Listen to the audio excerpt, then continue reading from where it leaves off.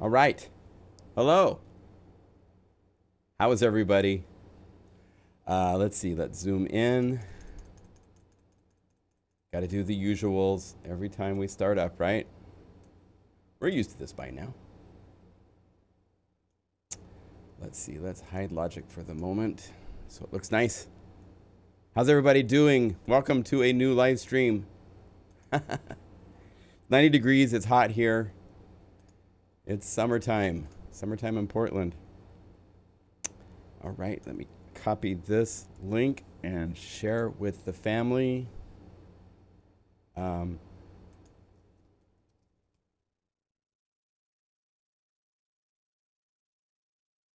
Chatting from YouTube if you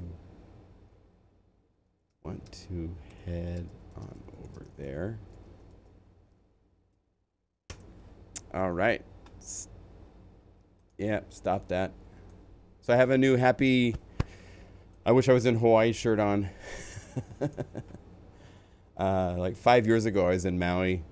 Those are good times, good memories. Anyway, hello, welcome. So glad you could join me. We have some rather crazy plans on the agenda for today. I don't know if we'll get to all of them or not, but there's a lot going on, and I want to share and hang and talk tech and music. I want to show you the final version of Del Norte. It now comes with 515 patches.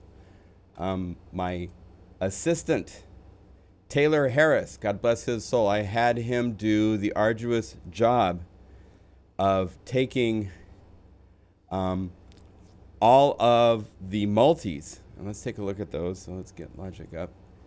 Oh wait, not an audio. We need to go here and say, give me a new track.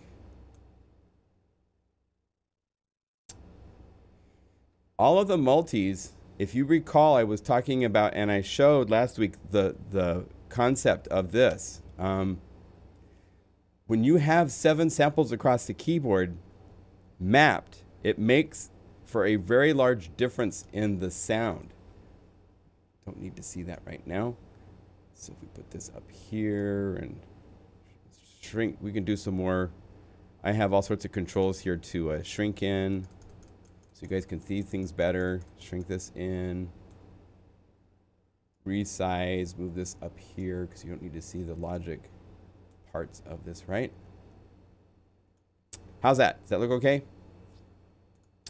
So with Del Norte, when you go to the multi-mode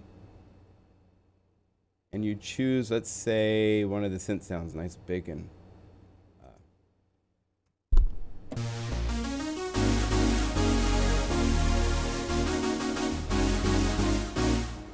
This is actually playing 7 patches, depending on where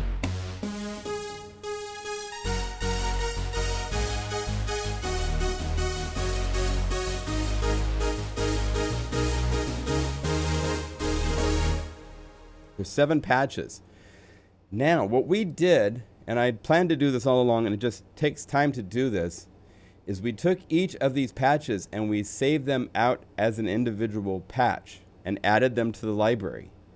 And it makes for a really interesting exploration. Let's take Synth Lost Coast Simple. Let's look at the patches. So we go to Del Norte. If you come down here to Synth, you'll see all of these, see 1, 2, 3, 4, 5, 6, 4 things, right? So here's Lost Coast Simple, C2, C3, C4, C5, G3, G4, G5. Those are the 7 samples that are in the multi, but now they are simple single patches. And the C2 means that it was recorded down low on the keyboard. So down low it sounds cool. Up high, it's more phonetic. It's playing samples super fast.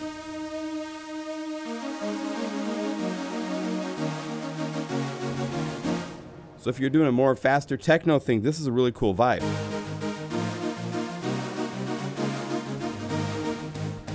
Now let's compare that by an extreme. Here is C5 doing the same chords. Doesn't sound anything like it, does it? So each one of these is a different sample at a different octave. And if you're playing the same chord, you have 7 different synthesizers from this one sound. If you take something like this, the higher samples when they are played low make them more patty.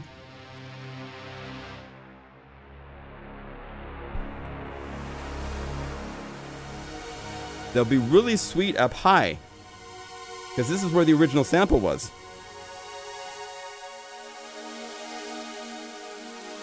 So it kind of becomes like, well, what part are you going to play? What part of the keyboard do you want? And do you want to make it sound like sweet? Now I'm going to do a shortcut. Instead of calling up the patch and losing my envelope, I can click right here, choose EDM Chill, El Del Norte, and just call up the C2 sample and play the same area.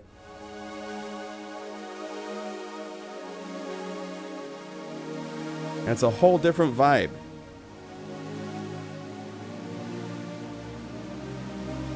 So there's 229 added patches, which give you all these cool. Compare that to the C5. It's the same synth. It's the same sampling session. It was recorded one after another at the same time. But because it's a different pitch,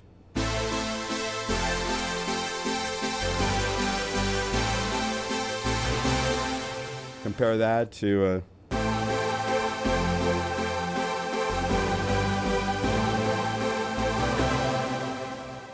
totally different. So I wanted to add those to all the additional patches that everybody else did. So you have all the signature patches that we've done. You have all the different things done by different people. You can go to the Airwave patches, Exosun.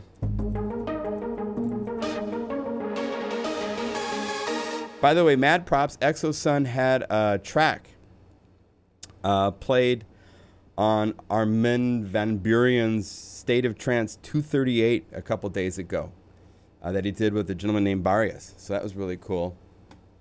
Yay, I'm glad you guys like the stream quality. We strive for high quality. So this is a really great bonus. It took Taylor like 3 days of hard work, hard labor, to take all those patches and pull them out. I've done that. We did that for, it depends on how we build the libraries. This was one where it was built thinking of multis, then adding the attacks, and then I always had wanted to go through and pull out, if you go to Happy Tonk,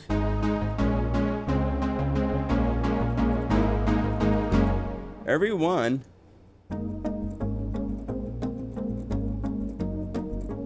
it's the same settings with the samples. This is a sample way up here. So when you play it 3 octaves lower,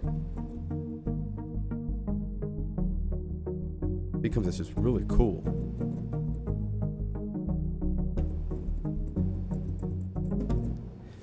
So I'm really happy. Now the C1 sample, it's playing a sample that's at the bottom range. So if you're playing in the middle of the keyboard, C3, C4 samples are the most boring, because that's where it was sampled.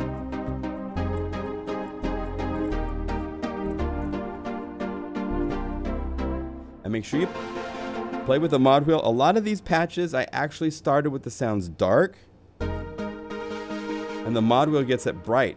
And so I'm not using, especially when you get to the synth and the pads, a lot of these pads that are these really cool, huge, creamy, yummy sounds. Oh, we're at S's, so go back to P's. Not the sign, you won't hear anything you appreciate there, but like, here's Trinidad, so.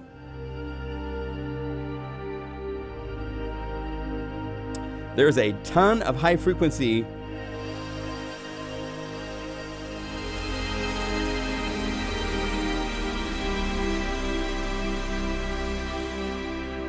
on the mod wheel. So stuff is hiding on a lot of these patches for you to explore and find. That's the idea. Let me see what the chat is saying. Any questions on this? I did have a couple customers that are having difficulties with the sound sources with the update. If you download the update, you might need to do this. Let me show you. So if we come over to the Steam folder, if you re-import the library by selecting the install.omnisphere and you selected Del Norte.omnisphere from the final zip that's online right now, it's going to overwrite the patches, it's going to overwrite the multis, it's going to overwrite the sound sources. So if you had any, just a word of notice, if you had any ratings, if you had things like this rated, those will be gone. If you've taken a couple of patches and you change settings and you've done a quick save patch quick, those changes will be gone.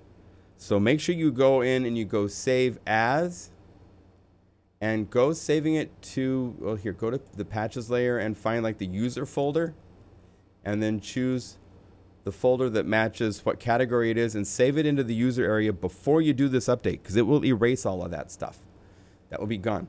But they've done that, and then they load stuff and it says sound sources missing. And if that happens, the only thing I can really think of is you need to go to the Steam Omnisphere sound sources user, to the Del Norte EDM chill folder, and delete it.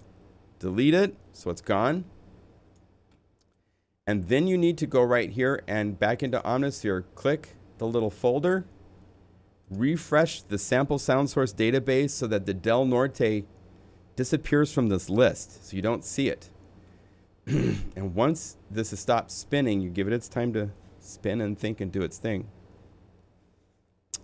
And once it's done, if you've done this properly, then Del Norte will disappear from here. So now you can reinstall it and it'll install a new fresh version of the samples and should be good to go. Okay? So that's the hopes. So it stopped. I had a lot more samples in here, so it took longer than it will maybe for you. Unless you're a great customer that's bought lots of libraries with samples, then it'll take you a long time too. Awesome sounds to go through, but everyone gives you something useful. And that is great. Good. Glad you guys like it. Yeah, love playing my microbutte to remind me that saved patches are overrated. Yes, I have a microbutte. It's great. It's great to be real time on it and do all that type of stuff. But yeah, you can't save anything. Can't wait to play. I'm going to get one of the new Roland SE03s. Looks very promising. Very interesting, affordable, and a ton of stuff. Just bought Omnisphere 2. Trying to learn a lot from you. Now I just need to buy your stuff. Well, go through the factory. It cracks me up. There's like 7,000 patches in Omnisphere. So I sincerely appreciate you guys and your support. But don't forget, there's just boatloads inside of Omnisphere. But yeah, buy my stuff too when you're ready and you know what you need to add to the factory library. But go through it. Spend some time 5-starring the things in the factory library you really enjoy and that you want to use, because there's a whole lot of really good sounds in there. It just cracks me up. I can't wait to buy Omnisphere 2 so I can play your sounds. And it's like, well, don't forget, Omnisphere 2 had quite a few updates, actually Omnisphere 1 as well, of new patches. You'd come to the NAMM show in Los Angeles and Eric could be like, yeah, we got 1,200 new, we got 2,000 new patches. You know, so they worked really hard to add a lot of great sounds. So I want to give them props for doing that. It set standards for, a lot of companies don't do that. They release a plugin and it's done. And they never add new patches unless you're going to buy a library. But they brought out, there's a ton of great patches in the factory voicing of Omnisphere. So don't forget that. Okay? Would you use the same sampling strategy for something like a saw wave from a Moog? Good question. If I was doing, I probably wouldn't do a sampling session from a Moog, because part of the magic of the Moog is that it's a free-running oscillator, and playing back a simple recording that's the same recording of the same attack and everything over and over again, you just lose the magic of the Moog. The only way to get past that is to do either round robin where you have it so it's playing different samples that are like then it's like kind of like, you know, or use the sample start and the random trick that I've shown everybody. You can right click on randomize. The problem, it just depends, Mike, it depends on your target. But CG or C4, like every fourth, is an adequate spread between the samples, unless you want to get really, really specific and really even more accurate, because as you go up even just a note or two on a lot of instruments, it falls apart. So far, I've been really lucky on the stuff that I've been sampling. You creating, could you get your assistant to rename the factory library? Oh, yeah. And they're very used to what I have to discover so far. Combine my whole core. Yeah, there's a lot of great patches in there. You know, I come from the workstation mindset, and I really like in the Korg, Triton, ONW, all those. We had 16 categories at the top, and they had to fit into one of those 16 categories and then be a derivative below that. And when you go to Omnisphere to type, it should only be 16 types, and then derivative genres or something as a breakdown. It's so hard still to find sounds in Omnisphere. They have all sorts of unique things, you know, hybrid keyboards, it should be keyboards, and then get into that stuff.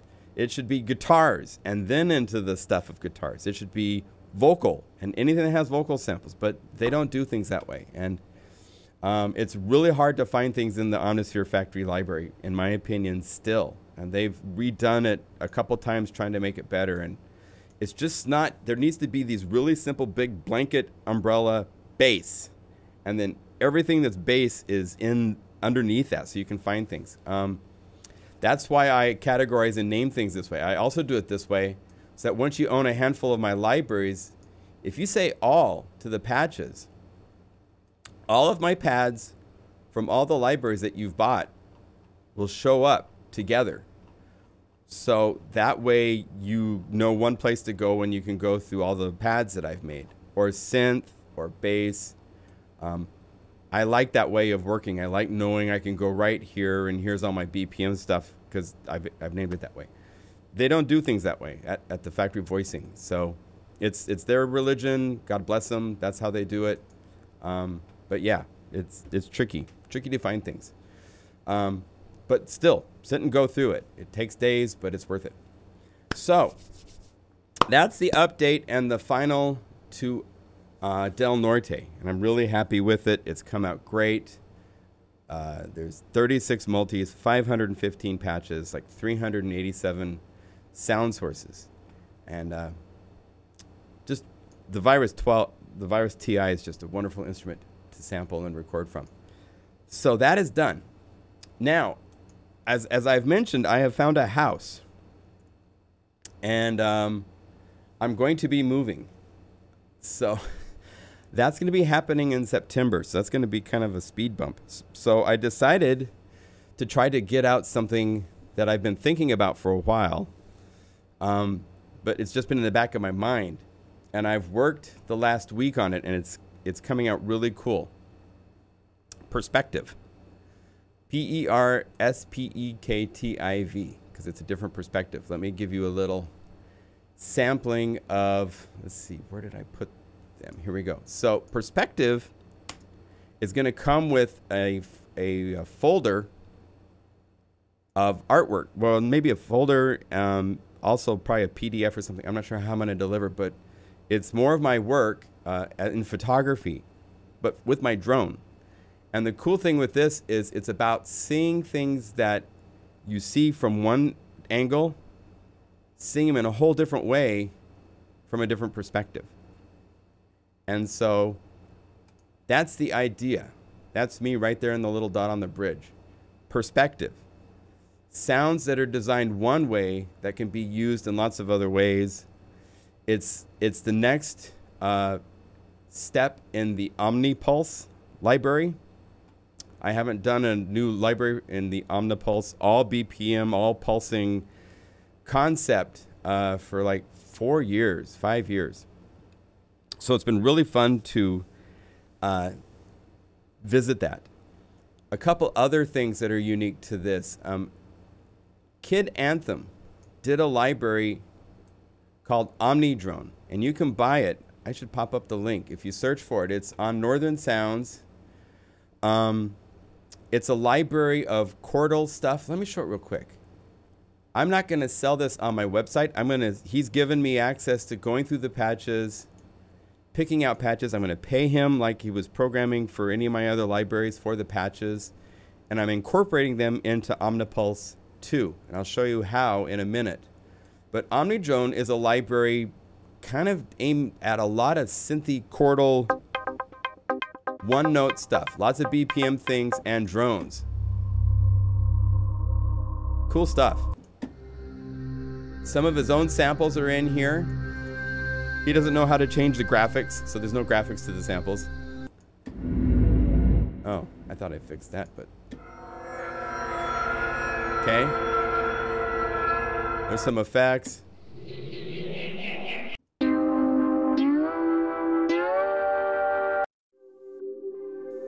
He released this on Northern Lights website. I haven't gone through these patches and done my normal finalizing to them, so this is straight from Kid Anthem. And there's some good stuff in here.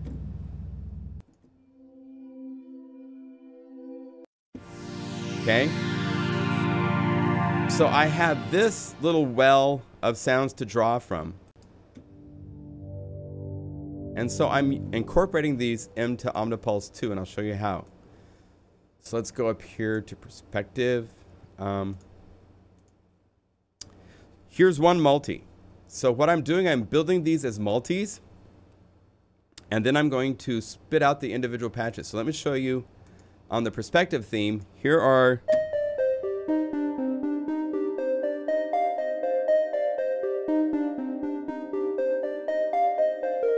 one patch. Here's another patch added.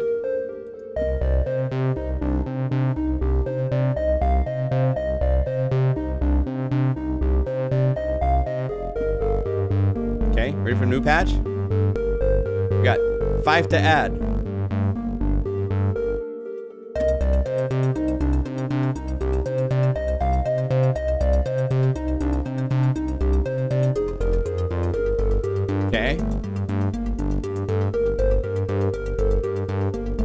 Some of the air. So then take that. Here is, I've edited the OmniDrone patches from Kid Anthem when I put them in here. They're not stuck. I mean, it's much more than what he was doing, but it's a great place to start with. So I have this to add.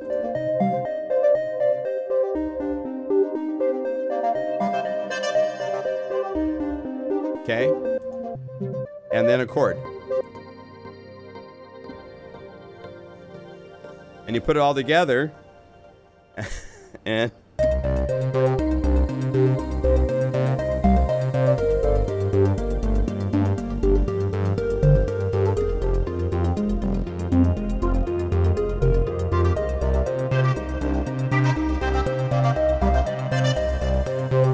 then add groove.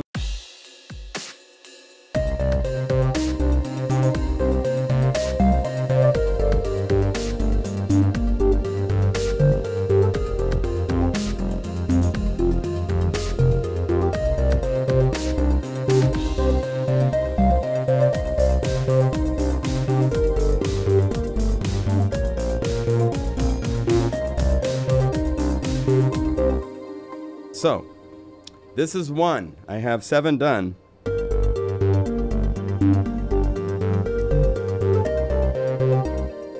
So these are really fun. And I will spit all the patches out so that we can play with them. I'm going to show you my favorite one so far. This is crazy.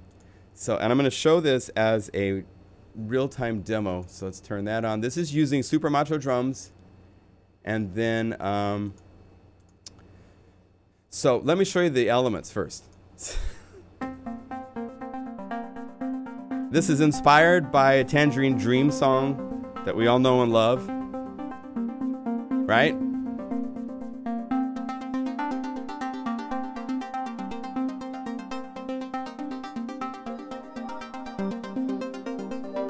So it's just these three elements. The really cool element is this one. Let me show you what I'm doing. I've not done anything like this, but this is using, we can't unmute it from there. Oh, because solo is on. So go like this. Check this out. This part is using the arpeggiator in whole note mode, and it's 32 steps. That's right. 32 measure arpeggiator. Never done that before. And the reason for that is here. We'll go like this so you can watch. I'm going to play the mod wheel while we play this, but check it out. Ready?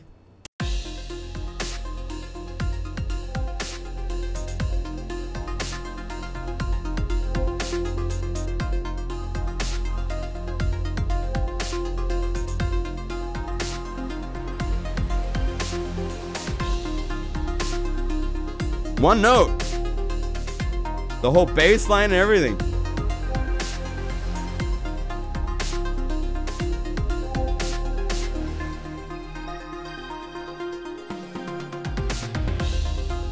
By the way, it's right here.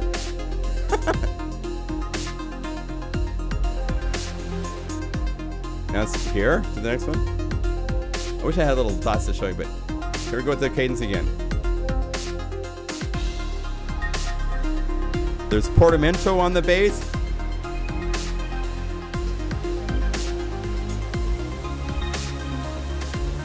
There we go.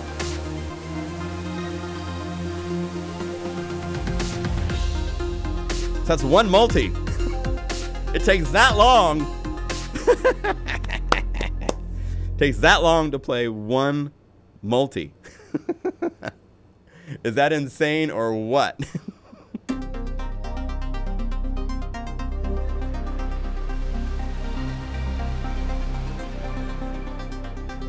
Isn't that beautiful? And this sound, because there's nothing else that can do it, is using a Del Norte Lost Coast simple sample. This bright. Oh wait, are we on 3?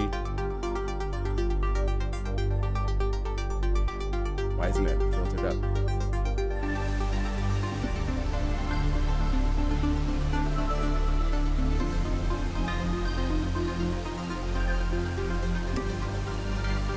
Oh, it's a different ionosphere or something. Anyway, so that's what's happening.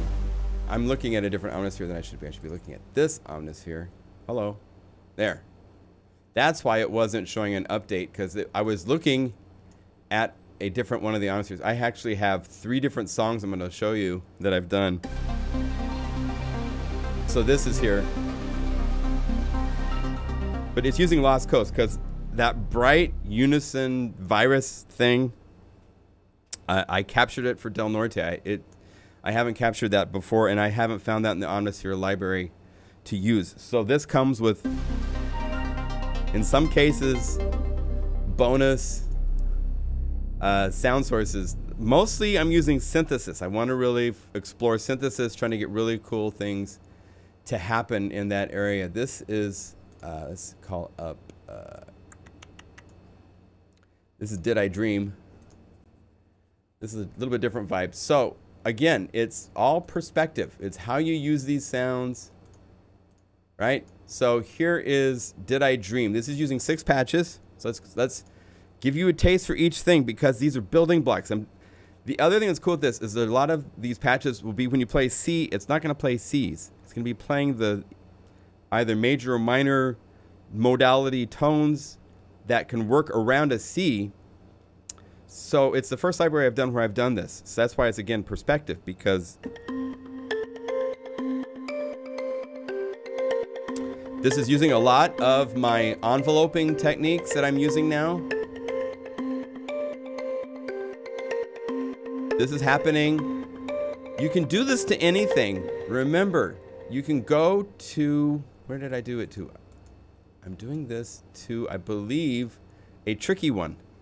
There's actually a volume on the second page of the chorus echo. That is a global volume I found. And so I'm using it in this case. If I show this modulation source and I mute it, it just sits there, right? But by bringing this down and I'm muting this. So by modulating a volume, you need to bring the volume down really low. Be careful with what your depth is, because a lot of things like the gain, you don't want it gaining like plus 18 dB. It will distort your entire signal. But I'm doing that a lot to things in this library. Most of the chordal type of stuff has that kind of thing. So there's this. Part 2.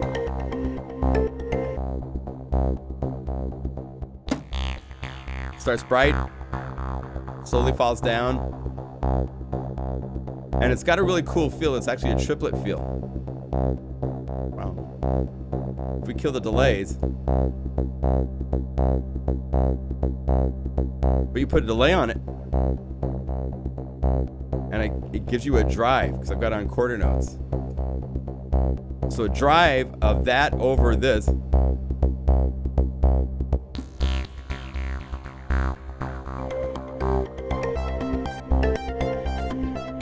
This is kind of cool. Like the older analog modulars. Kind of broken. Using flame. And a lot of random stuff happening to change FM, wave shaping, sync, all sorts of things are randomly changing. So if I turn off the effects, there's all sorts of stuff going on to change the harmonics before it hits the effects. And then this distortion kind of squashes it out and makes it sound like an analog modular synth. Or it's just kind of like breaking every now and then, you know?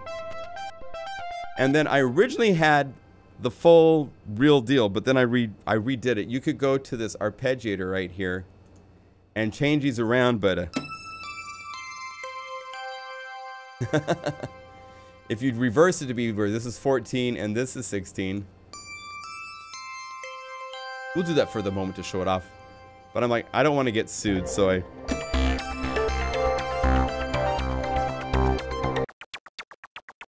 got a little pulsey with noise, and then a chord. This is the Kid Anthem stuff, so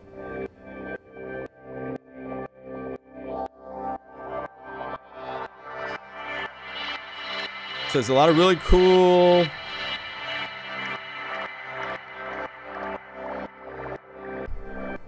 I love all the older 90s, 2000 life forms. Cool. This is kind of the experimental techno. If you ready?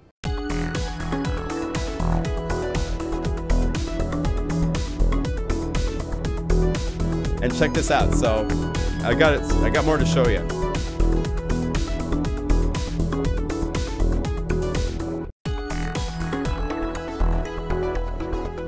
So that's just the multi by itself. Cool, huh? I'm going to show you one more, then I'm going to show you a couple tricks in Logic for those of you that use Logic. Because I did some fun stuff. I'm also going to put these MIDI files up for you two guys. When the library comes out, they'll be included. So anything I develop when I'm making these libraries, I just want to include. It's kind of a fun way to do it. So the question agency is another. I'm kind of having this a little bit of a mystery question kind of thing. So the question agency starts like this. It's kind of fun to like start. There's a band called Bizet, French, and I loved this album to death in the 90s. So I'm kind of basing this on that.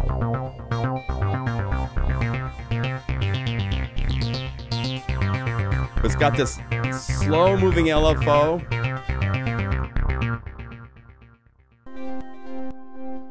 And I love this sound. This is so fun. This is a chordal thing using harmonia. But then if you notice, D-tune is blue. I have it to the mod wheel. Listen to this. How's that for a chord?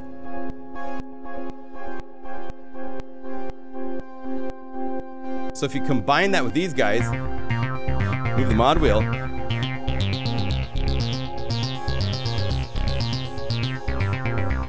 Then add a chord from the Kid Anthem and have it grow.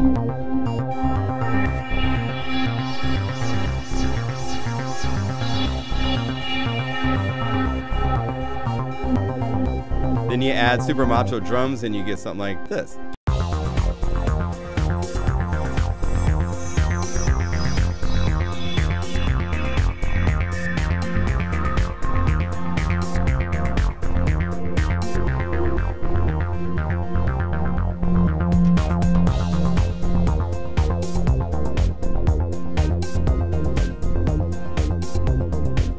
So, if you have Logic, I have these right now in folders. So I can separate out everything.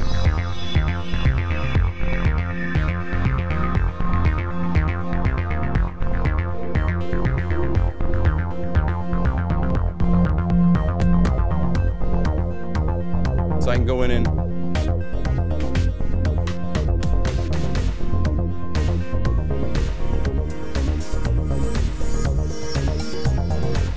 I can change the vibe around. And then these different folders I can mute.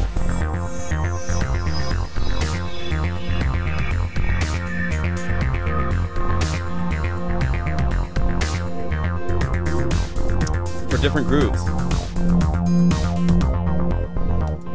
So that's what I'm working on. Let me show you a couple other multis of this. So this is Perspektiv.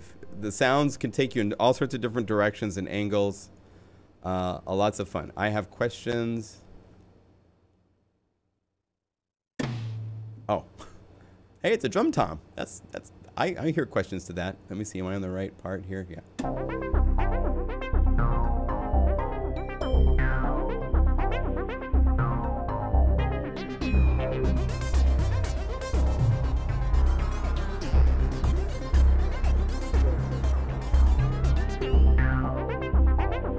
There's Busy Mr. Bixby.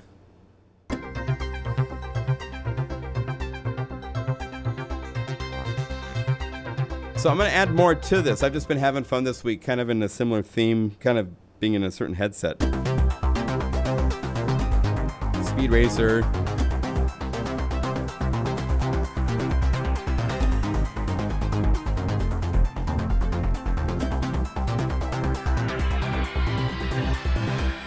So, I'm going to be releasing this on August 4th. That weekend is my inventory must go because I'm moving sale. So I will have this at a crazy price for that 3-day weekend. So you can buy something new or buy any of the other libraries. They'll be on happy prices as well. So that's the plan. Time to start setting the house lighting to sync to this. So let's see, what is everybody talking about?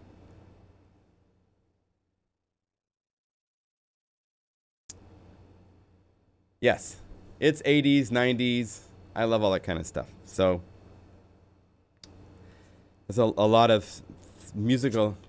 As we get later into music, so many people are listening to the same stuff. And so music is really kind of it's kind of like, here's the core of music, and then there used to be a lot more stuff outside of that that was new and different. And so much more is just focusing on the same thing. So I like the older stuff in some cases. I love new stuff too. There's some good, amazing artists. So that's OmniPulse 2 Perspektiv. Any questions, class? Let me ask over here.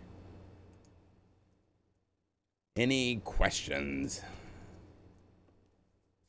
Let's see if anybody has anything they wish to contribute to the overall thought. You guys are part of the process, so suggestions, ideas are all great. We're going to dive from this into some other things. So How many patches? I don't know. I'm still making it. We'll know when we're closer to August 4th. We have a long ways to go. It's not August 4th.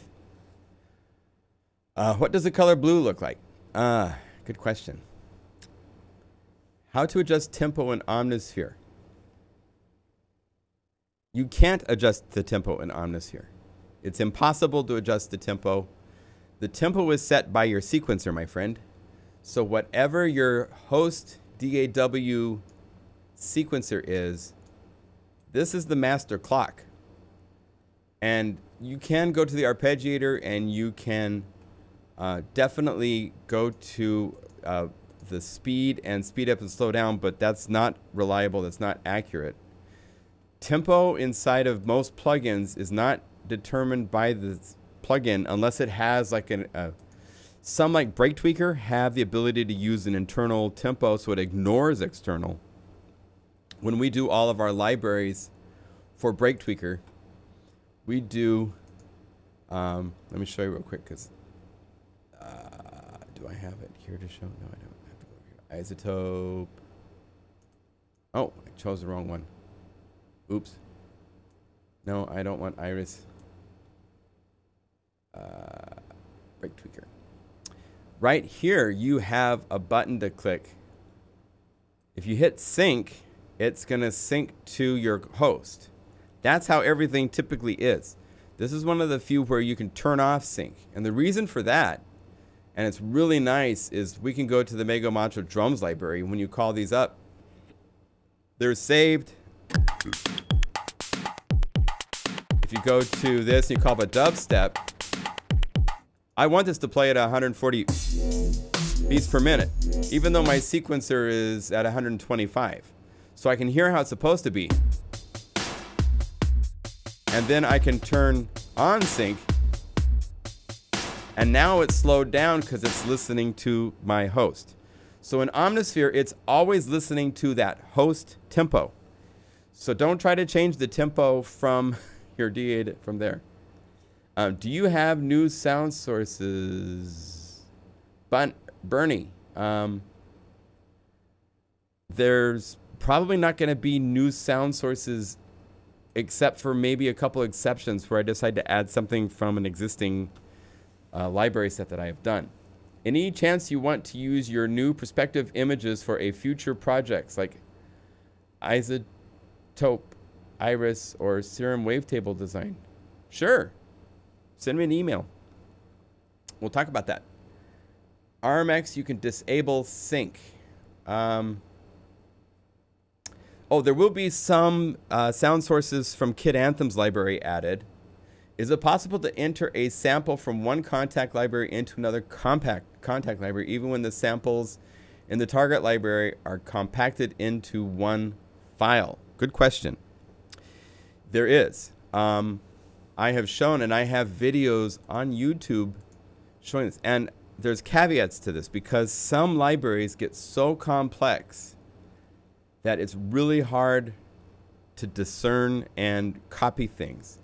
But if you were to take, it depends on the library. So one of the cool things with Super Module Drums is that you can take any of these kits,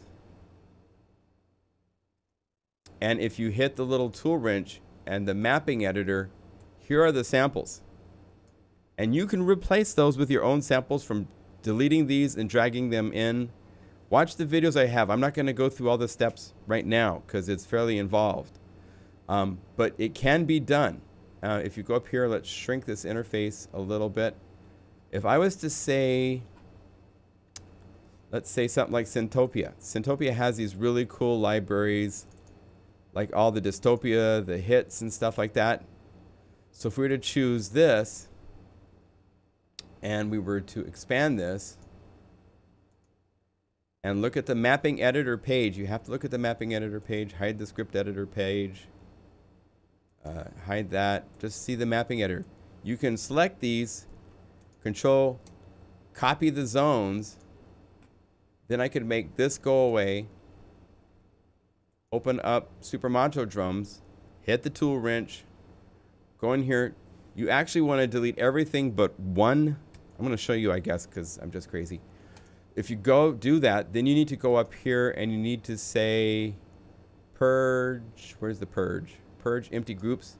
So I keep one group with one sample. I can now delete that sample so it keeps my group. This group is what has all the information for my Groovy user interface for all this stuff to work. So by doing that and then deleting the sample, I can go in here and I can say paste zones, and it'll take it a minute to find the samples. But here they are.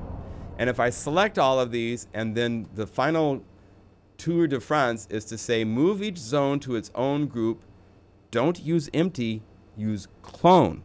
And that's the magic command that will take this one group, which has all of these wonderful settings connected, and apply it to all these samples. By doing this, and then say clone, I can now go to drum. I can make this sample like this, and this sample I could have it be filtered heavily, and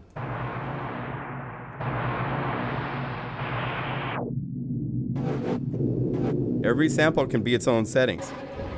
Different panning, you could do it that way. So you can do that, but when you get to some of these piano libraries and so forth, where when you look at this instrument, it is so insane in the depths of programming inside. Look at the mapping. It doesn't even show you. There they are. See how it's like literally thousands of maps? So copying this does not make sense because they have, if you hit list, you can see all the samples that were assigned. If it's a complex library like this, just forget it. Don't even try. So it depends on the library. Depends on what you're doing. Okay. So there's a good question. Let's see. Thanks for the answer. I get it. You're welcome, Ivar. Glad you got it. Okay. So I'm going to make audio go away for a minute. We're going to pop up cello for a minute. I'm going to talk to you about sampling sessions.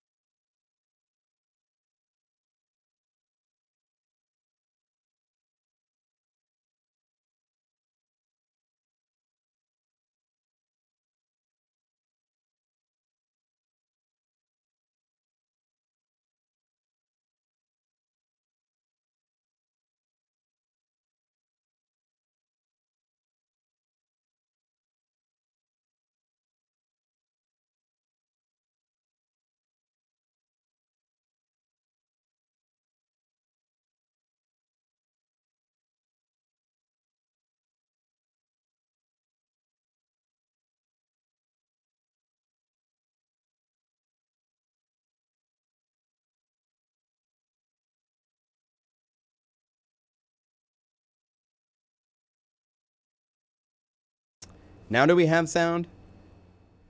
Hopefully we have sound now. Hello? Sound is on vacation.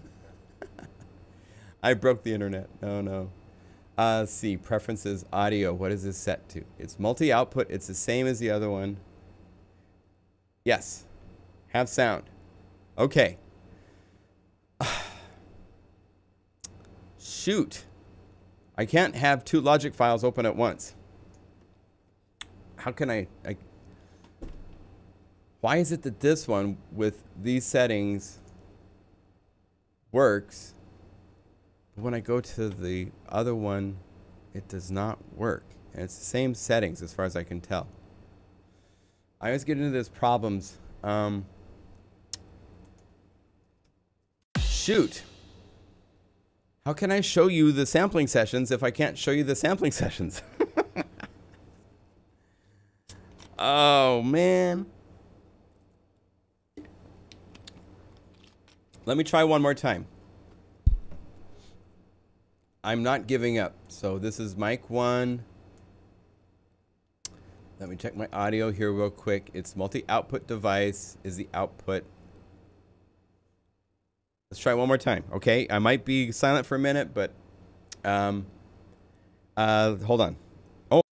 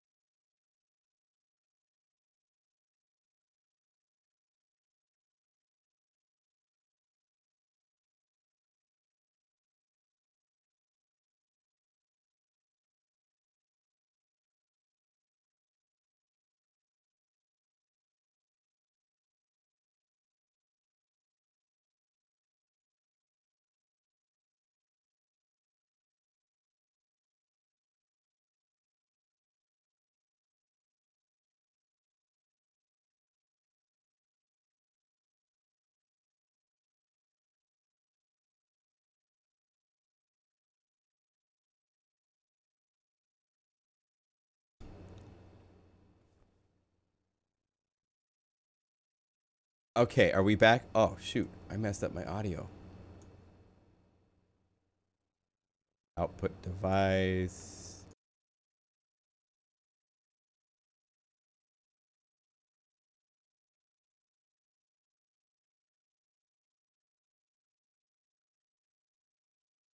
Okay. Do we have audio? Is it working? I think I have it working again. Yes. Okay. I tried. I gave it my all. But multi-output device and universal audio works here. I got to figure this out. I'm not giving. So this is on. I don't even have record enabled over here, right? So I close this. Don't save. I'll be right back. I'm not giving up.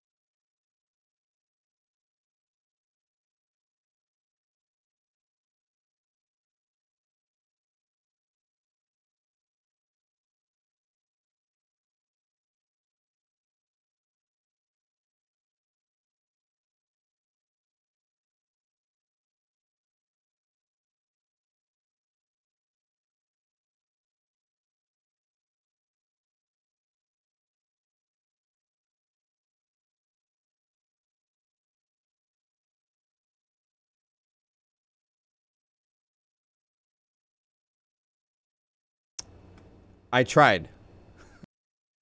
Tried hard as I could. Let's enjoy this instead. I tried. I could write a poem. I did not give up. I was persistent, but I lost in the end. Oh well.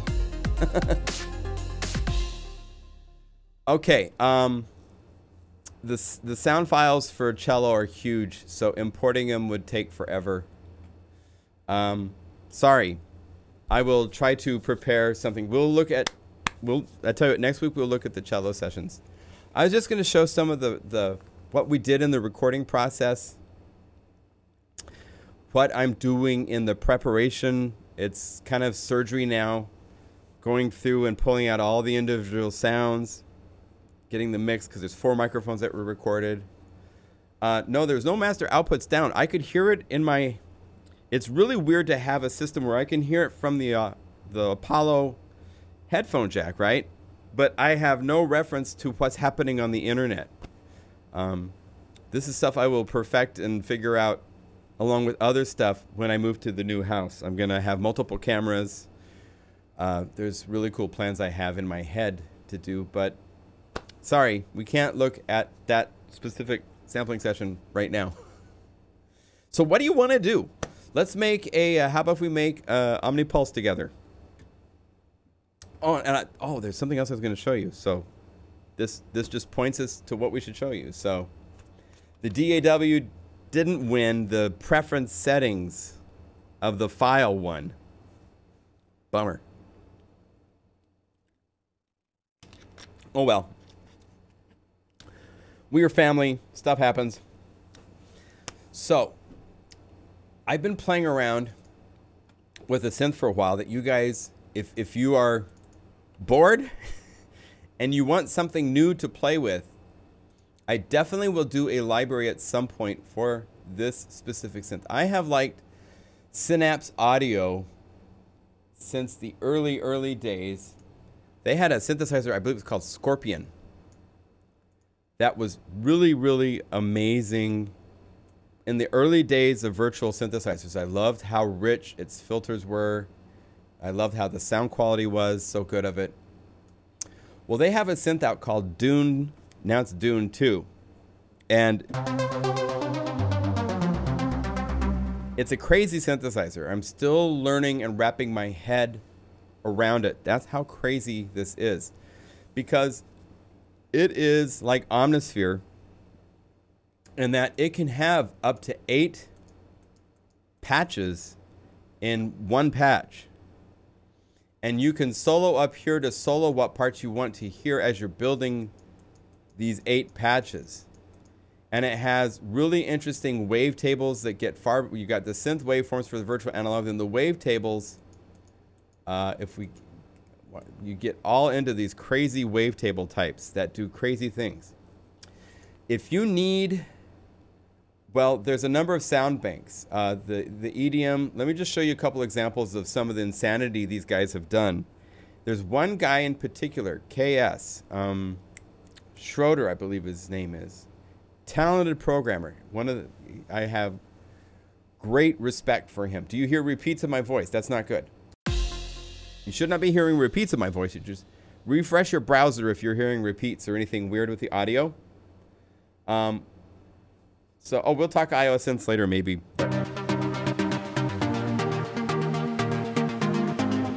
This one note.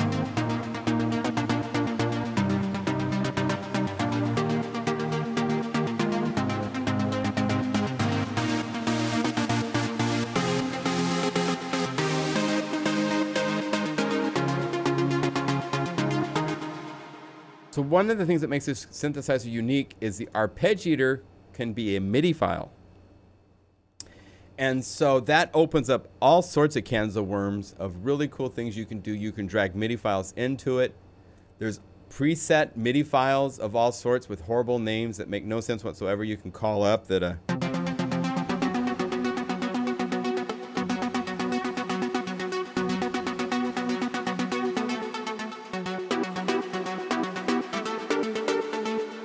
So it's got some really cool things. It has an ARP enable disable for each of the 8 parts.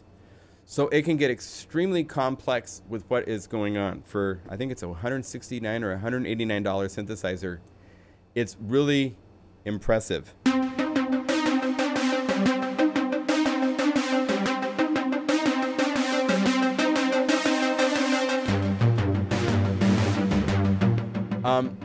Kevin Schroeder just released a new library.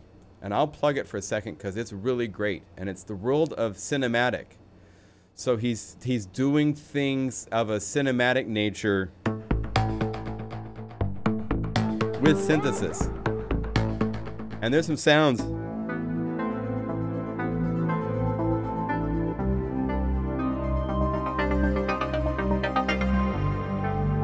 There's one sound. So if you pull it apart, it's 2 sounds.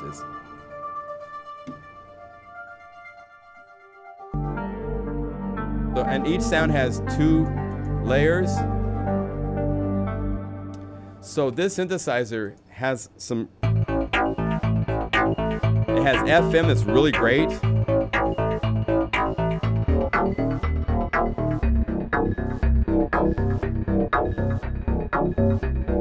Let me show you some of the sequences towards the end. These are just insane. Cinetown.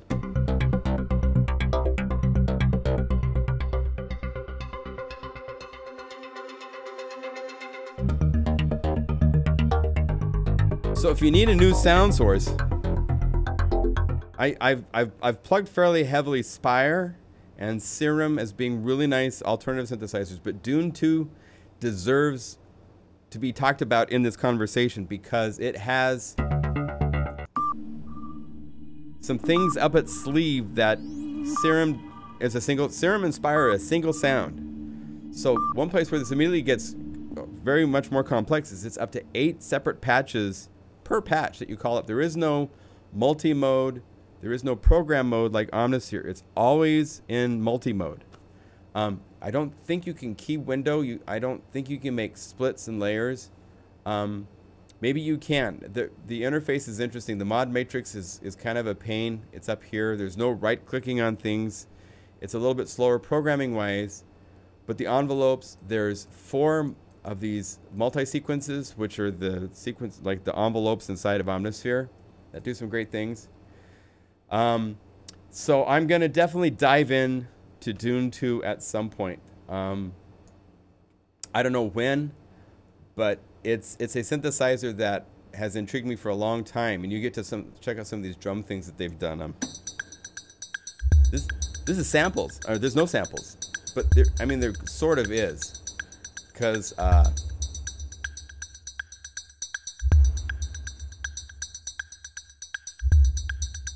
think it's just synthesis. Kevin's a sick programmer, there's no doubt. Mad props to that dude.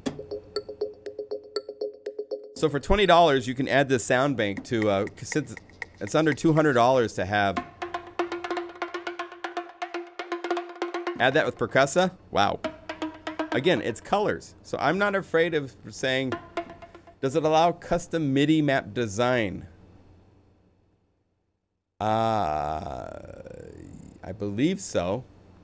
It has all sorts of MIDI learns. You can right click and MIDI learn everything to everything. So, what's the name of the bank? This just came out. It's on the front page of the Synapse Audio website. It's called World of Cinematic. It's $20 for like 68 patches. It's not a lot of patches, but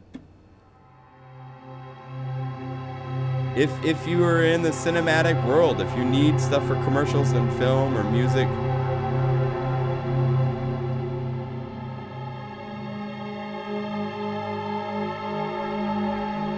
you know, it's fun stuff. Different than everything else. So I was thinking of talking about this, and then because I can't show you the cello progress, it's like, okay, here we are.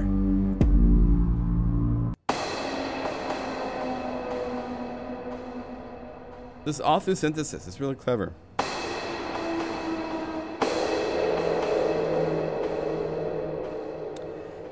Yeah, cello didn't work. I'm sorry. I wanted to show cello, and I can't load the Logic file without my microphone dying. And I was trying to actually, before the live stream, I was trying to get, I'm going to get this figured out. My live streams with the Ukraine, Oleg has told me of software that is better than Soundflower for configuring audio. And so I'm going to look into, I need something that gives me a control panel where I can say I want audio from this and this and this to be combined.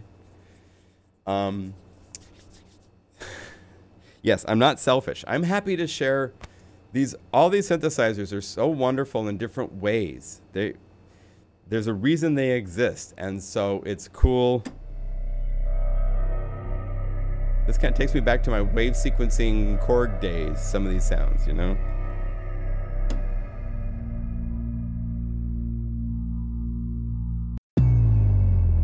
And I mean, let me put it to you this way. It used to be that I'd work at a music store. Oh, check this out. One note.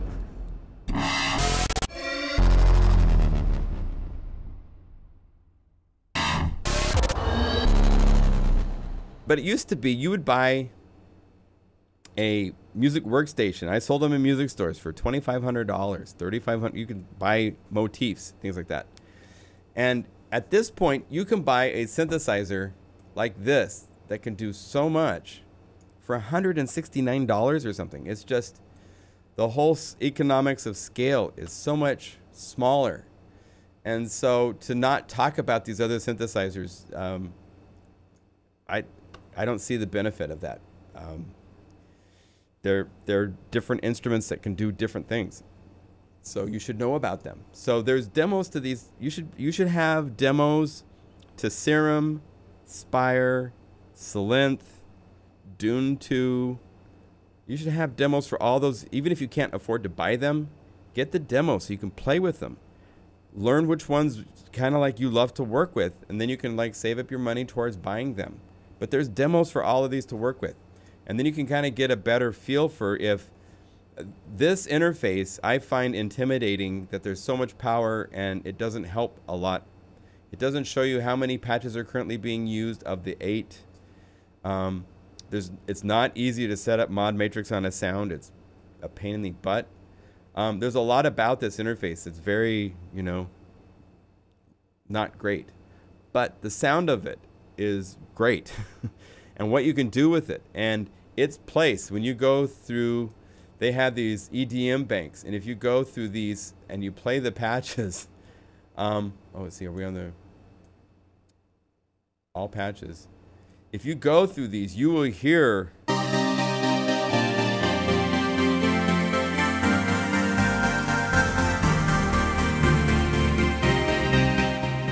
all these sounds that you hear on all the big anthems and all the big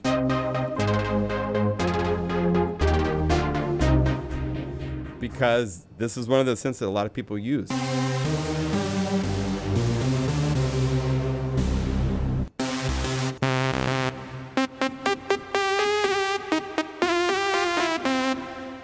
It's there.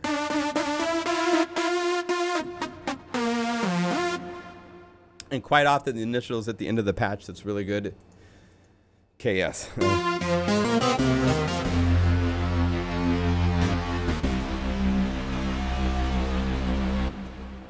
Icarus is another one that you should definitely look at. In fact, let's take another deviation to another synthesizer that I absolutely love to death from Tone 2, and that is Nemesis. Because this is kind of the FM synthesis gone, you know, insane.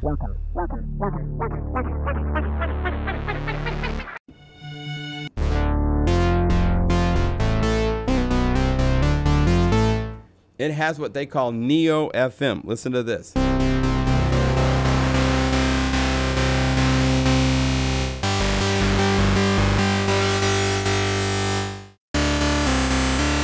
Just crazy.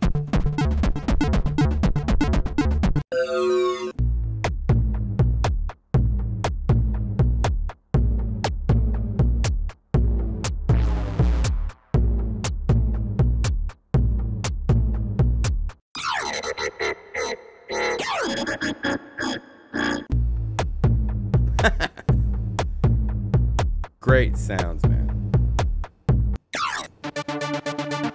A little clinical. It's more of a clinical cleanliness. That's kind of the Tone 2 vibe.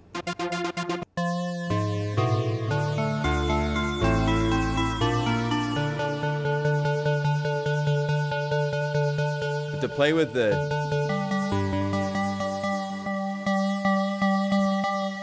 it has all sorts of different. This is another one of those synths I have not dived deeply into yet, because it does things in a different way than everybody else. Here's a good example of the Neo. So it's changing output levels to multiple carrier oscillators in an FM synthesis algorithm over here.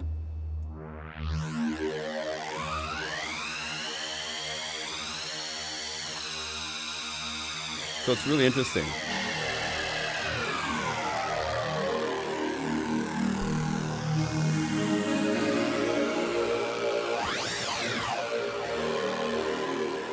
So I like its capabilities.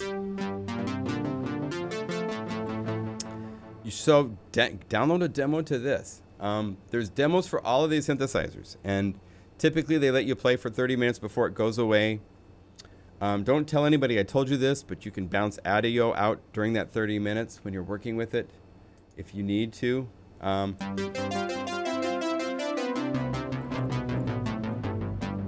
Oh, menu bus. Okay, thank you. That's maybe what I need. Because right now, Soundflower, which has been around since forever, is just kind of like hit and miss with assigning multiple applications and stuff. So I need a more robust audio world. So thank you. Appreciate that, Michael. Back to Jarlin. Okay, let's do that. Let's go back to... let's make an OmniPulse patch real quick.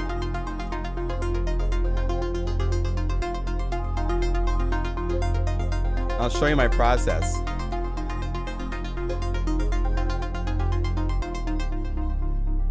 Okay, so let's see. Let's multi and initialize.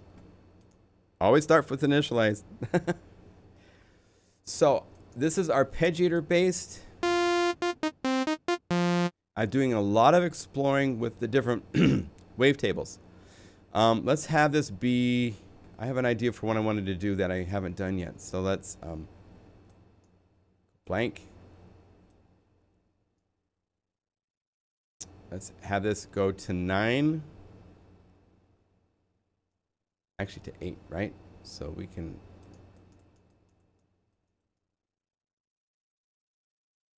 And the idea was to have it do a growth over time.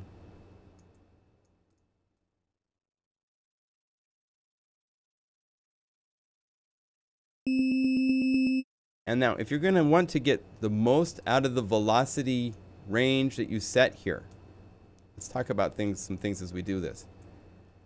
This slider right here becomes very important because when it is set in the middle at 0.5, it's only giving half of the velocity range to the actual velocity settings here.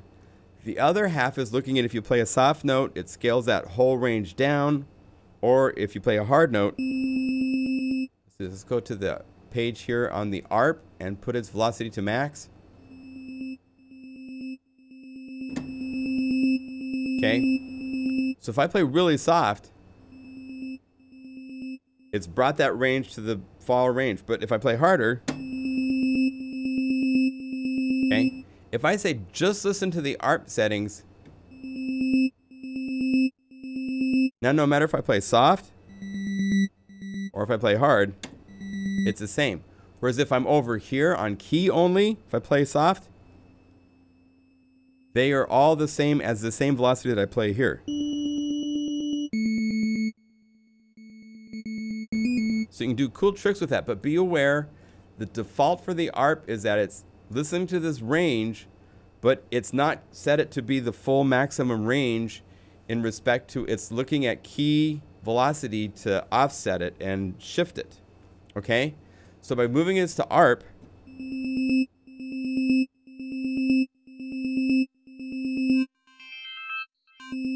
and I'm going to do something where I want that velocity to change lots of things.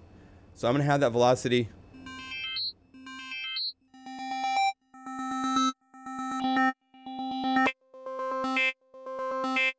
Let's look at some other wavetails. Let's go to the edgy, because these should be more radical.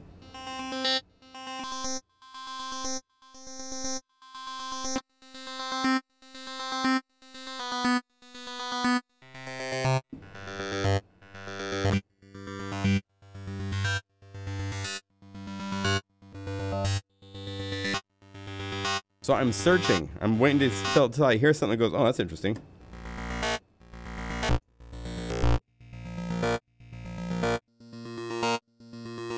Got a little bit of a sync thing to it. We could modulate sync with velocity.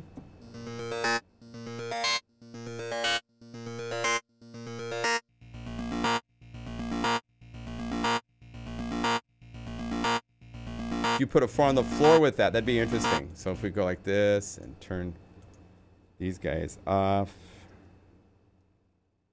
turn this on.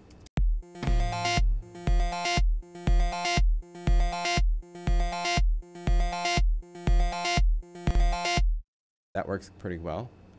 So let's mute that so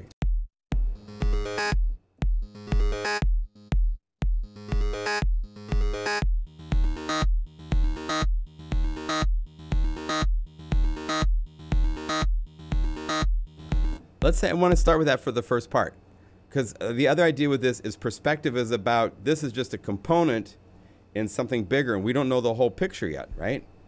So now at this point, since I'm ready to add to this, I have my first patch with an ARP, got velocity doing some interesting things to the sound.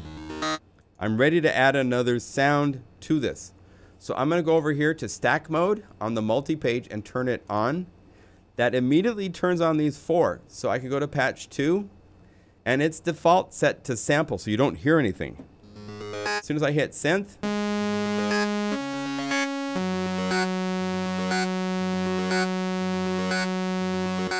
let's give it eighth notes. This might be a time where I want to fish. Fishing is where you can't see this, so let's get this like this. I'm gonna zoom out a little bit more. So when I click here, you still can't see that, can you? So zoom out all the way. So this is the, make this go away. At the bottom of the list are all the ARP presets. I'm gonna go to the Plugin Guru ARP presets and just call up some different rhythmic.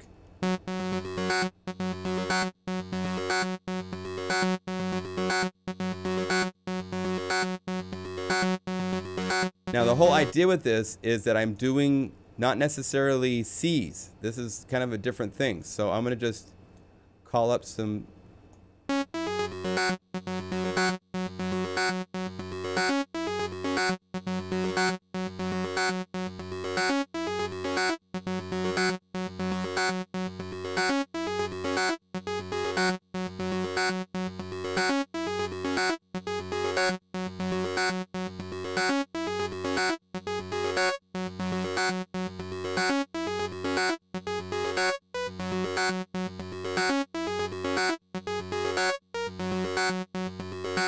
Do I want to resolve or not?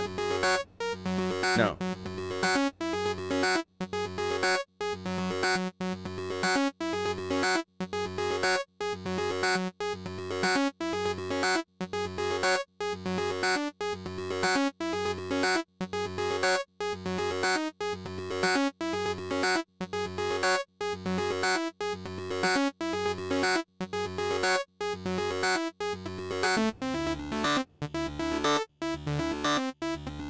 So I haven't started playing with the sound yet. It's just the default sawtooth, but I have a cool rhythm because I went to the ARPs. This is where all those loaded arpeggio presets I give you guys in the bonus of every library are great. Call these up. I just called up Chordal, what was it, Zebra or Zelda? Zebra, Chordal Zebra, right there. And then I just started playing around with the sevenths. Actually, it's a fifth. And like the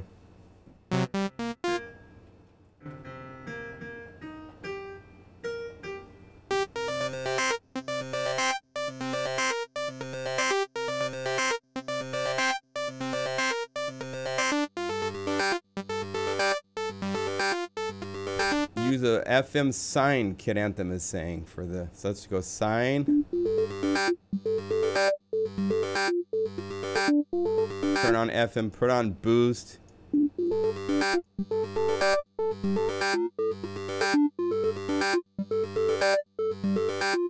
I might use a different sine wave. So go over here to classics, to all these other sine waves. They each have different.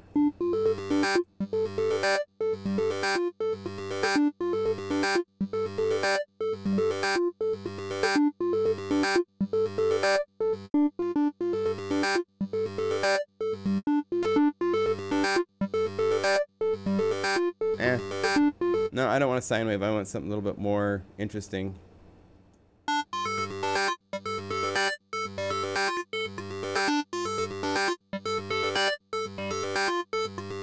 I'm going to assign this to randomize.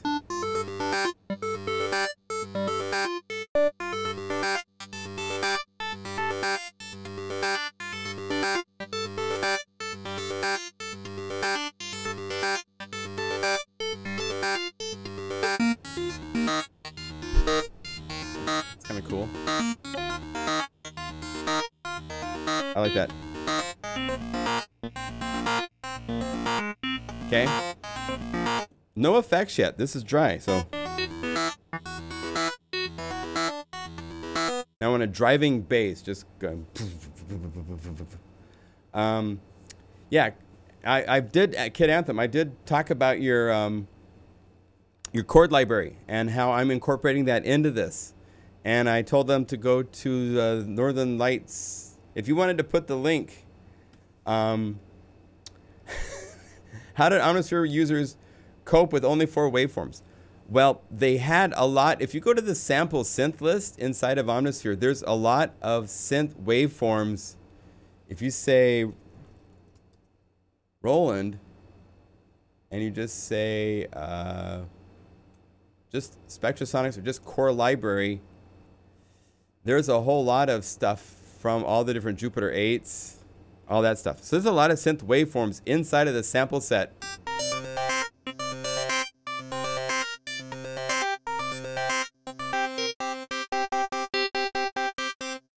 Let's see, I'm gonna listen to part 3 just for a minute.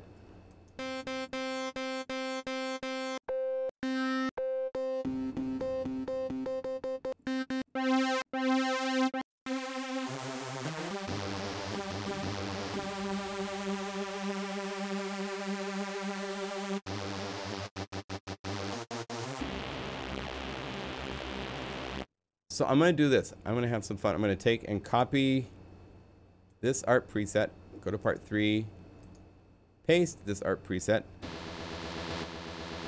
I'm going to shorten it so it's really short. Because for this I want the envelope to give me a nice shape. Now it's a sample. So let's go over here. Modulate this, randomize.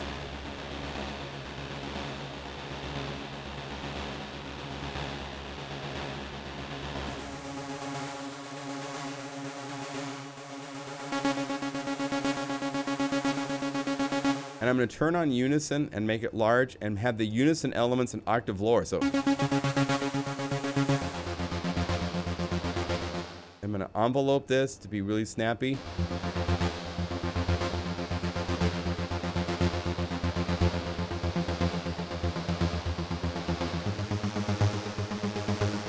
Let's modulate this with a filter envelope.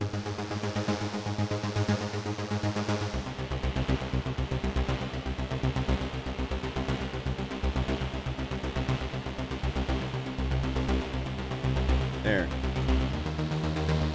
Now I'm going to shorten the sample. It needs more definition. Make it louder, and then watch this. We're going to shorten the daylights out of this. I'm going to do a trick where I do the double step.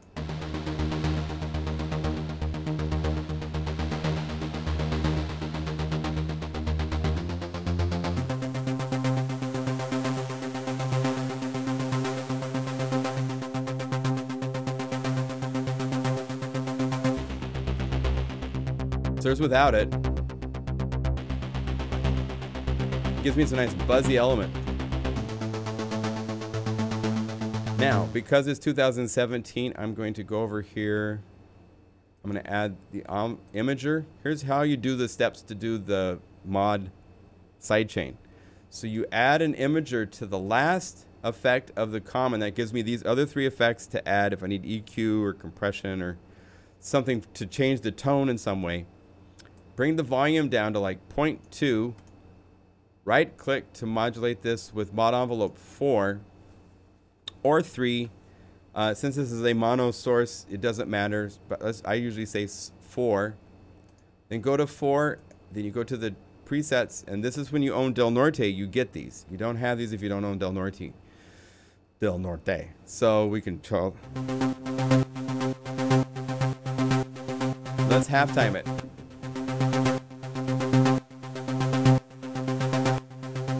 Now this is where these parameters and this parameter are really important. How much do you want it at the very bottom? I want some there. And then how far up in volume? That's too much.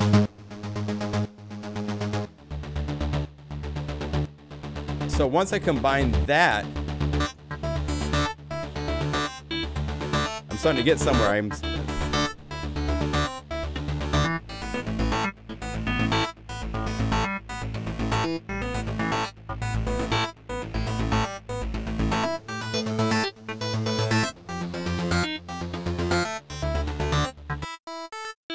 I want to turn this more into a synthesizer sound instead of just a waveform. Let's filter it.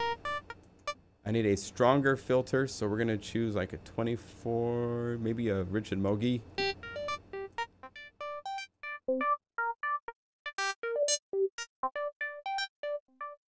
I'm gonna give the envelope some more personality, so we're gonna add. I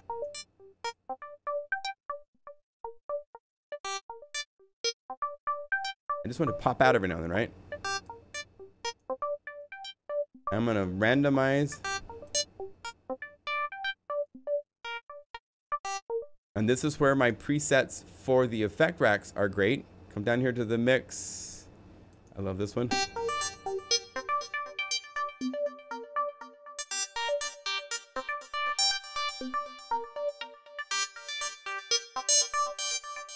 Now, since it's so bright on the high end,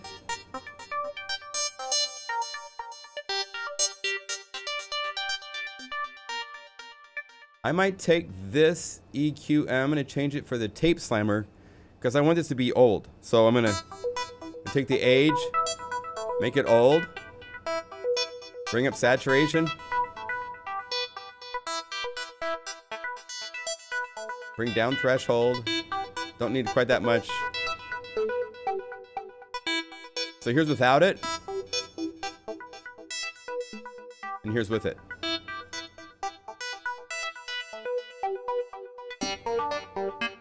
Now let's combine it.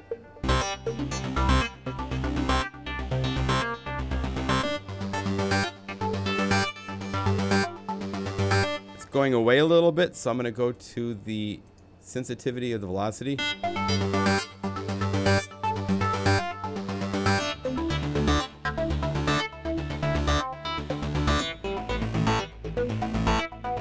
Okay, the last step for right now, I'm gonna go to the Kid Anthem Omni Drone.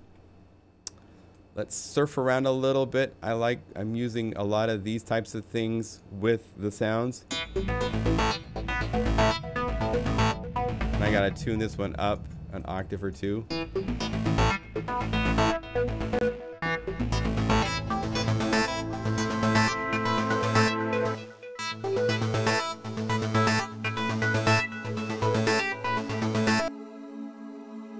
As you can see, it's not even the right chord yet, right?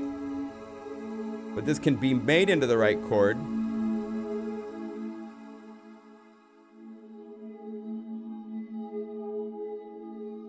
This 11 is the main one that's of issue because we're not doing a 9.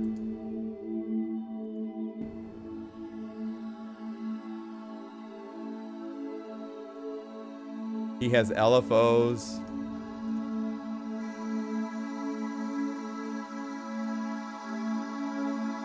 Now to fit into the OmniPulse, it has to be a pulsing thing. So there has to be rhythmic of some sort. So I'm going to go over here, add an imager to the common, right click, have it be set to mod envelope 4. But I want a different pulse. So I have all these other presets in here, like 14.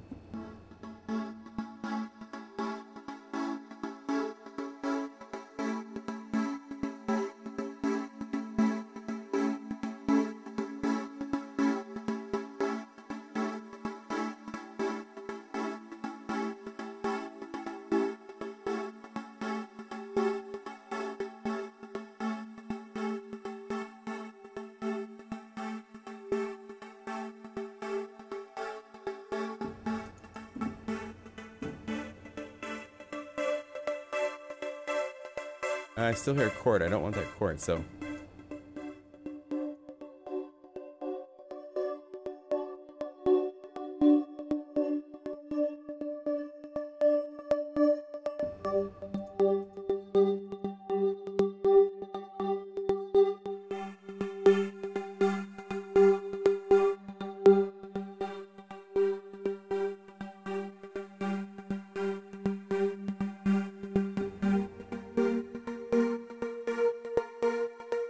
Yeah, let's see what that sounds like in the mix.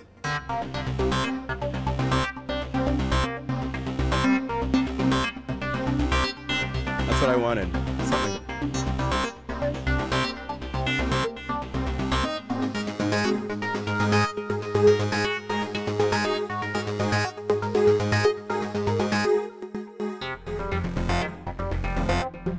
So there's assigning to the right range of the keyboard. There's a lot more work to do, but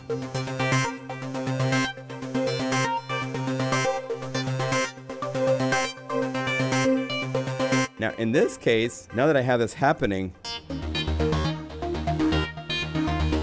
I might not want this to have such a drastic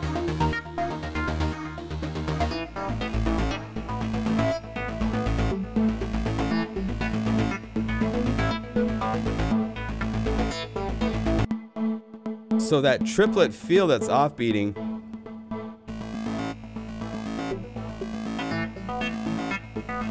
it really works filling up those holes.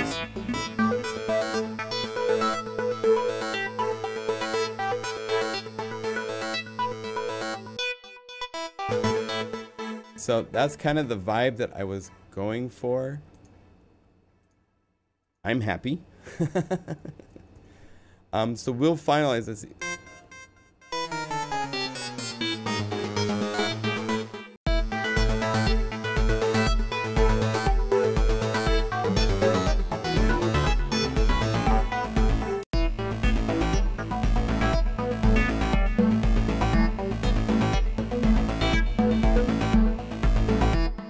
I'll add something else to it.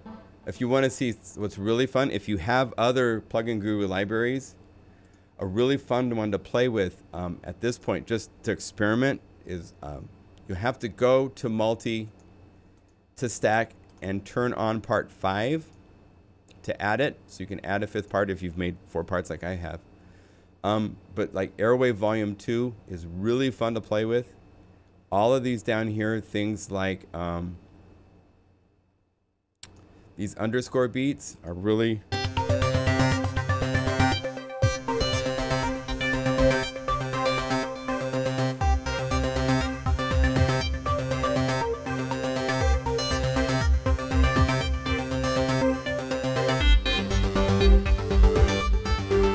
these grooves.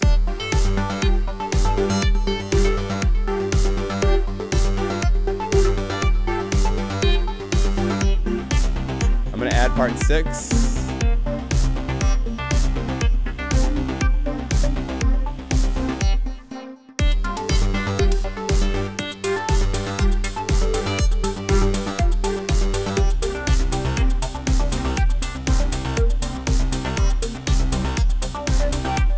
Cool. What should we call this? Give me some names.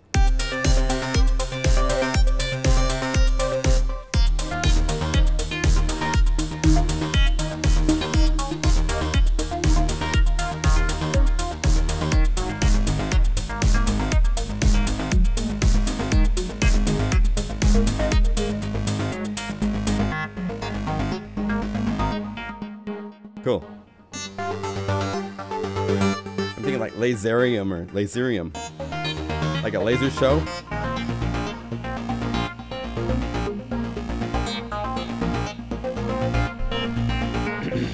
Let me give me Dancid's cool.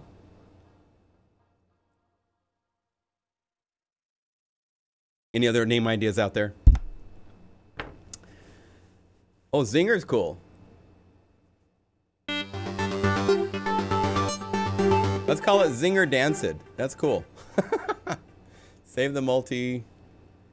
This is going to go into Perspektiv. This is a stack of patterns, so I'm putting them here.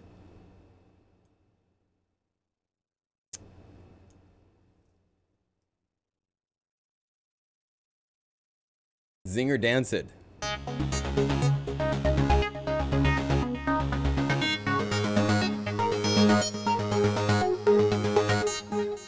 All right, author is yours truly. Created during a fun live stream on July 22nd, 2017. There we go. So you can look back and watch us make this.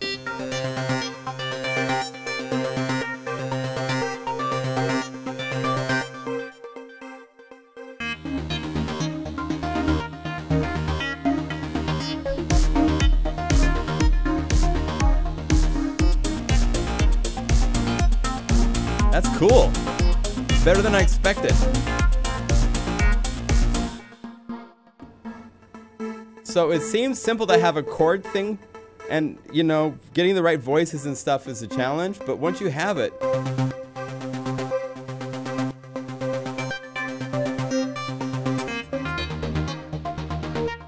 interestingly, Michael's saying use proper naming scheme. Yeah. Naming patches is fun. When you're naming multis, you don't have as many boxes. If I'm going to save a patch out and go to save a patch, and this would be to patches to Perspektiv, and this would be RPPM, there's a whole bunch of boxes that are outlined, so it takes a lot more work to do the proper naming protocol. Multis, there's not so much because it's a less defined category. It's harder to define. So, I think we are just about to the conclusion. I have a handful of patches that I've pulled out already from Perspektiv, but just a very, very small.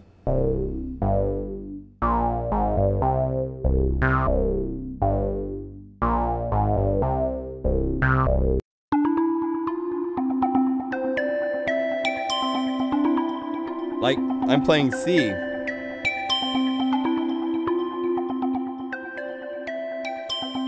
Turn on stack, go to part 2.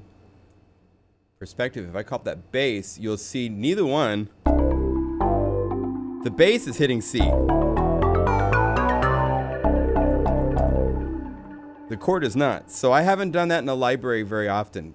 So this is kind of a new thing for this specific library is.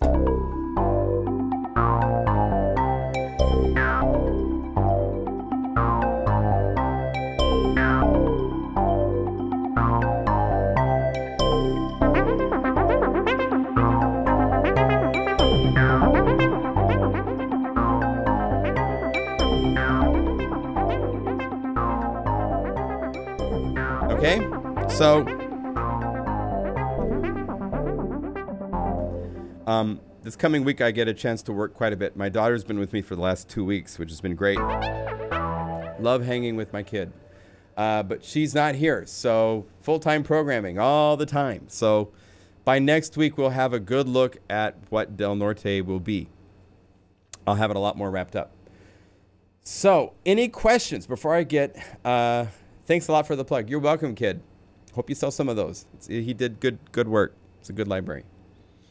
Any questions before we go? It's been a fun live stream. Wasn't expecting. I really wanted to show cello, but that gives me something to really focus on for next week, and I can get it to be a fun live stream. So we'll look at sampling sessions, what goes into them, what the actual recordings sound like before I've chopped up anything, so you can... oh, the orb function. Okay, let's talk orb for a minute. So let's initialize this multi. The orb is an interesting addition, and I'm glad that they've kept it. It's really hard to use. In our Northern Lights, do I have that loaded? I don't have Northern Lights currently loaded. I have 26 libraries for Omnisphere. It's insane. Northern Lights is not loaded. But Northern Lights is one of the few libraries which has orb, and it will say ORB at the end of the name. And what orb does, let's just say, let's call up OmniPulse.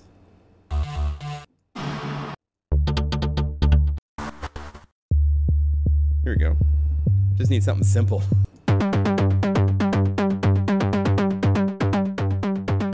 If you turn on the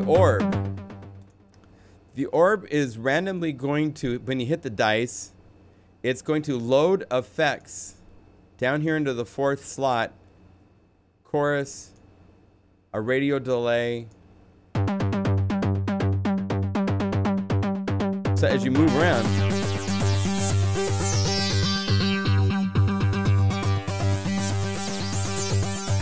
right, you can hit record and you can now, let's go clear.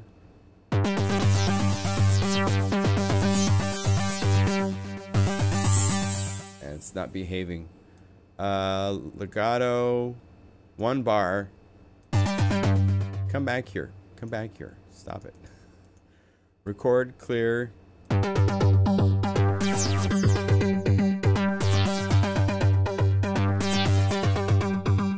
So it's recorded my motion. I said to 1 bar, if I set this to 2 bars and clear, record.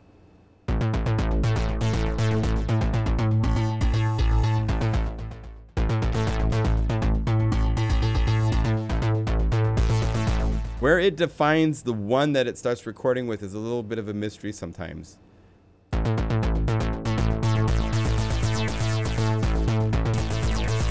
See, it's thinking the beats is very different than what I'm thinking. But you can set up.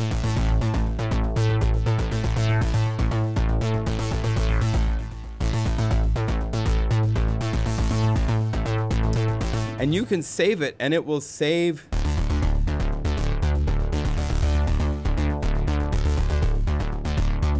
The reason we don't use it in our libraries a lot is because this is looking at MIDI controller 1. Well, it's also like if I wanted to like assign to the mod wheel filter cutoff, right? So I could. It's conflicting with the orb settings all the time now. So I can't do slow growing crescendo growth things. It's kind of an either or. Either you use the orb or you use your mod wheel to change things in the sound. And I prefer having the mod wheel to change sounds. And so for some pads and things like that, we have used orb, but only selectively. Other things besides this record area, if you say clear, if you have inertia on, and you have these settings at a certain thing, you can like push it, and now it's following that. So.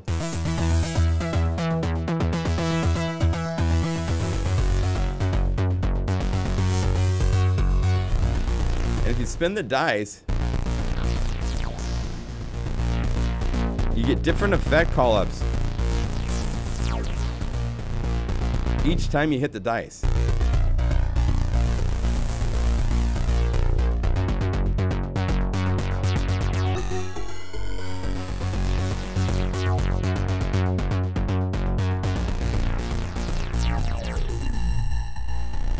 So it's fun to play with. It's just very hard to define it to be reliably doing what you want it to do, and then to have it so you have the mod wheel that you can change the sound at the same time. It doesn't really work. I think if you had the mod wheel doing other effects, and I believe it was able to do that. Let's see if I turned off wheel. Let's unmodulate, remove that. Go to the other wheels that are set to cut off and filter and remove that. Remove this.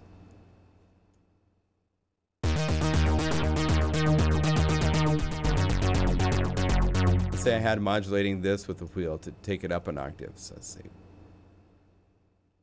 1.25 or 0.125.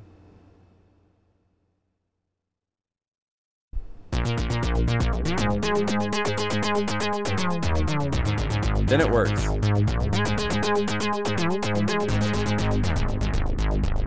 So then I can have, oh, my orb's not moving.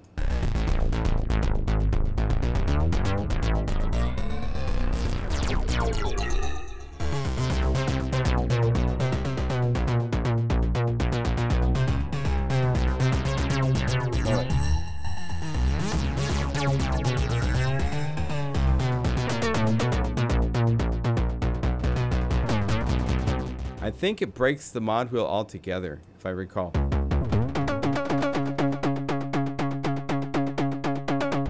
Yeah. Second I turn it on, here's my mod wheel. Turn on the orb, it's gone. So the relationship between the mod wheel being able to do things, it's relying on those types of channels to change the parameters. So it breaks it from being a mod wheel and orb.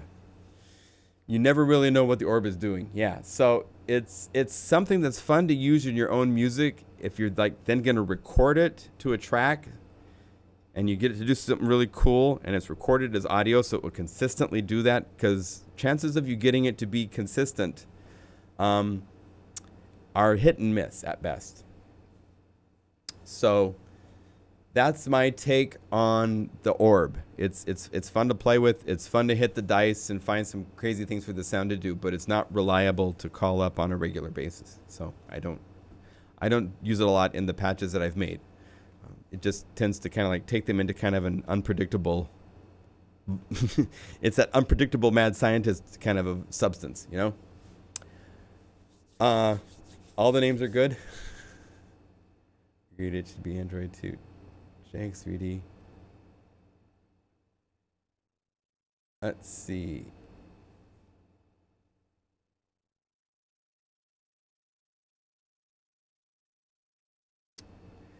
Orb is still my black sheep. Yeah, well, the orb is kind of like, think of it more like just a bonus. It's something you can put on that it's going to do something unpredictable and cool to your track if you need it. But a lot of times music has enough going on that has to be done in the right way, and then it's interesting. But otherwise, don't do it. So any other thoughts before we wrap up? We made it 2 hours. I'm surprised. I'm sorry we didn't do cello. We will look at that next week. Okay? So we have all sorts of fun stuff coming up. Thank you for your support.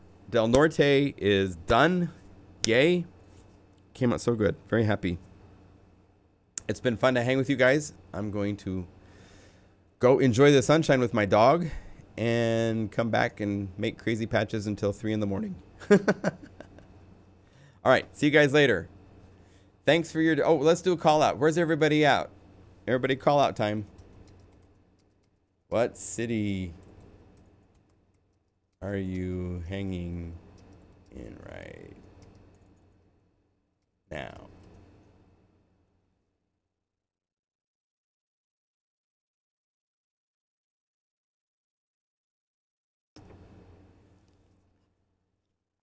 Glasgow, Sweden, Canada, Boston. I love it.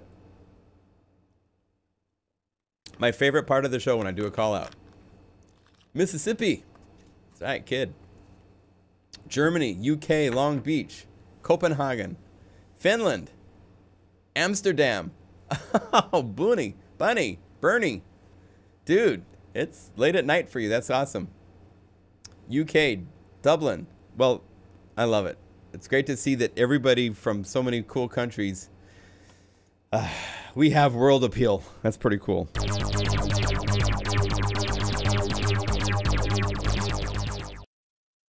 Someone asked if I would do free giveaways, and I just don't know how I would do that. Like, I don't have a random button to push to, like, call out a name from everybody watching or something like that, so I don't know how I do that.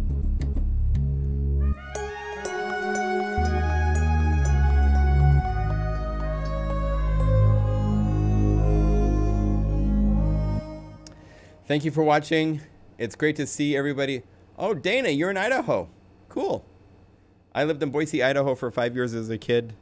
Then we moved to Ontario, Oregon, which is where I went to high school. Came back and finished my college, my little associate's degree. Before I moved to Seattle, was in Ontario, Oregon.